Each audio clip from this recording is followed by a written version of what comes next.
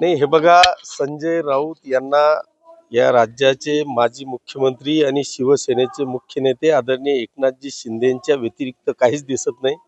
एकनाथजी शिंदे साहेबांनी उद्धव साहेब आणि संजय राऊतांना एवढं मोठं कॅपॅसिटीच्या बाहेरचं भुलचं इंजेक्शन दिलंय की ते अजूनही कोमातून बाहेर पडायला तयार नाही. त्याच्यामुळे मला वाटतं कोमात असं माणूस बरडत असतं. जवळपास 20 ते 25 आमदारांचा शिंदे गटाच्या देवेंद्र फडणवीस यांचा वचक आहे आणि त्यांचे कॉलही हॅक केले जातात, ट्रेस केले जातात असंही या ठिकाणी म्हटलं जातंय. कोणाचे फोन हॅक केले जातात? संजय राऊत म्हणतात असं. मी तेच म्हटलो, संजय राऊत काय बरळतील यांचा भरोसा नाही. दररोज उठून मीडिया त्यांना कशा पद्धतीने साथ देतं हेही मला कळत नाही. का ते असं काहीतरी बरळलं म्हणजे मीडियाला काहीतरी भेटतं हाच प्रश्न मला कळत नाही.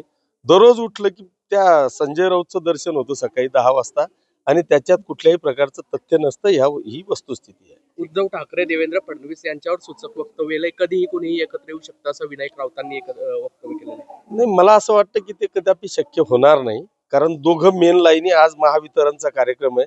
एक आर्थिंग आणि एक फेज लागते तरच लाईट लागतो. या दोघं मेन लाईनी आहेत. या दोघंही कधी एकत्रित होणार नाही.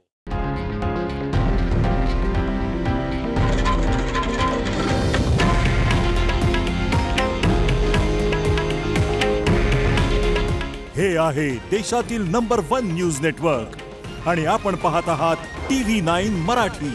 काळजी तुमची, हित महाराष्ट्राचं.